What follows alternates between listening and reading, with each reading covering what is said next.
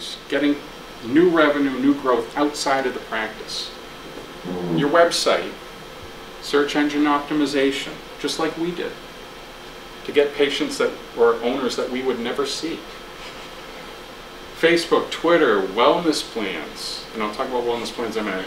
Rehab, cold lasers, track referrals. Who sends you referrals? You have to thank them.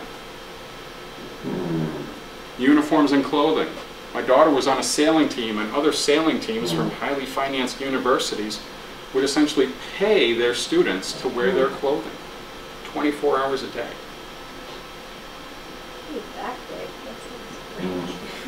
Well, it's marketing. It's marketing. These big schools say, if I'm going to pay your education, you're going to wear our clothing. I mean, your employees, if you gave them a clothing allowance for them to purchase your clothing and wore it 24/7, so they're essentially getting compensated for it, that could help. You don't know. A wrapped vehicle. It's $4,000. We have some clients that spend $30,000 in advertising and they can't tell us how well it was, how well it performed. I know how much a wrapped vehicle costs, and I probably know how much revenue it's going to generate. A pet ambulance. Had a client just buy a 7.3 liter diesel ambulance with 6 billion miles on it, but it's still going to have their practice name on it. And they're going to do critical care transport from other hospitals, overnight care, to their facility and return them in the morning. Dog park sponsors. Everybody wants to sponsor a dog park. It helps. One of your tools. The next thing that I want to talk about is templates. Templates are a great way to categorize the products that you use in your specific hospital. Instead of going right here to our search box and typing in every single product to look it up, you can actually create these templates that will have all of your products listed there. So if you take a look at this, ABC Animal Hospital actually chose to have all of their pharmaceuticals listed in alphabetical order with injectables separate. So if you click on injectables, it will actually bring up all of the injectables that you want access to. So from here, you can actually just click, I need 1 of these, 2 of this, 4 of this, and add, and it adds it directly into your basket.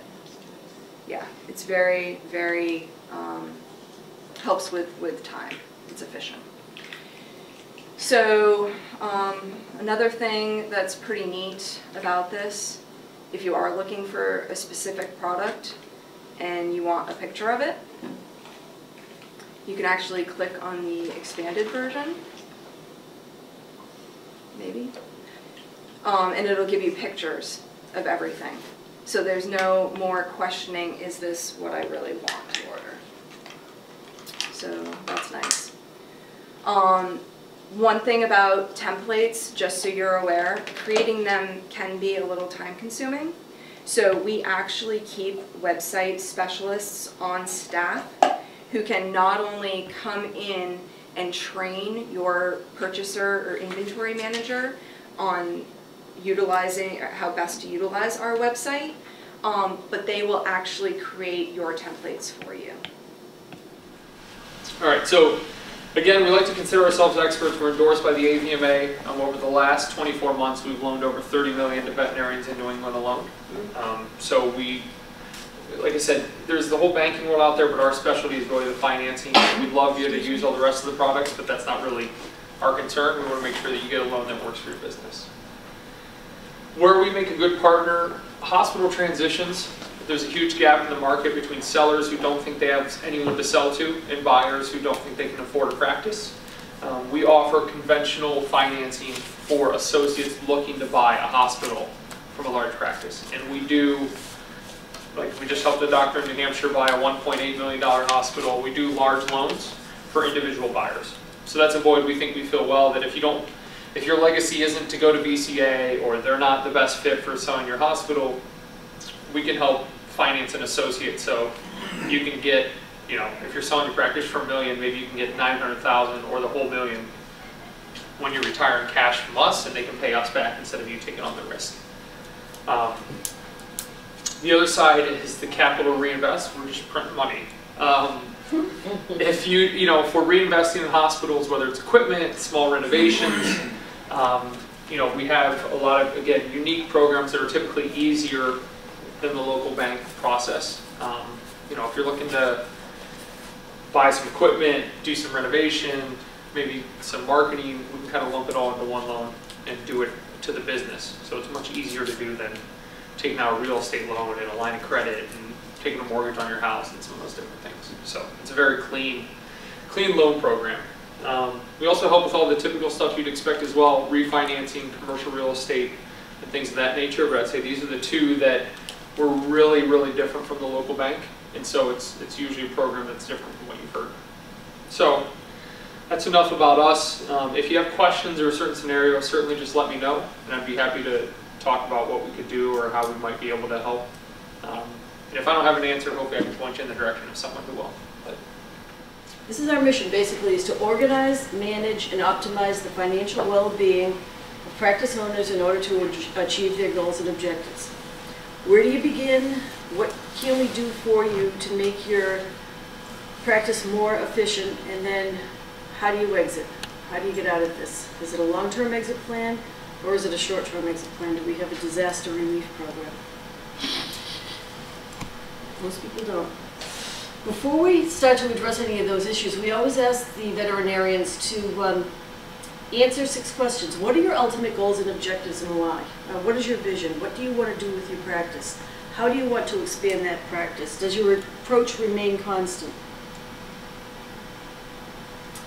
Where is your time best spent? This is a problem that we deal with. Should you be taking care of sick animals? Should you be in management? Or should you be doing a little of each? Are you a good employer? Your employees come to work every day and say, you know something, this is my last job I'll ever have because I love it here. Are you a good leader? Do you inspire your employees, your key people, or your partners? Also, should you bring on key people or partners? And who do you look for? What do you look for? Do you look to replicate yourself or to leverage your skills by bringing on somebody that may have a whole different set of skills? And then this is the biggie. What is your continuation plan or exit strategy? Do you have a long-term business continuation plan? Have you thought about when you want to retire, how you should structure your business, how you should sell your business? Or do you have a short-term plan in place, a disaster relief plan? What would you do in the event of disability or premature death? Is anything set up to protect you against that risk? Most people don't have those plans in place. So part of what I'm encouraging people to do is to put a plan together to grow the profitability of the practice. Put a plan together to think about your costs, but also your revenues. The profession is somewhat changing. The world is changing. You've got social media, people are using social media, people are using websites in their practices. What are you doing to change with the times? In many cases, it makes sense to bring in a younger vet who's on top of some of the changes, who might have some other creative ideas. Bring them in, get them involved, and contribute to, well, where should we be going? What should we be doing in the community? What should we be doing in the practice? Get some fresh ideas in there. That can often really, really help in terms of growing the practice and getting people involved in the future of the practice. And if you have people who are interested in that, giving them an ownership interest can help. Too often there are very talented people out there who are in a practice who would like to become an owner, and they feel that there's not an ownership opportunity where they are. So next thing you know, they're off buying a practice somewhere else. Right, There you exactly. go, be back into preaching to the choir.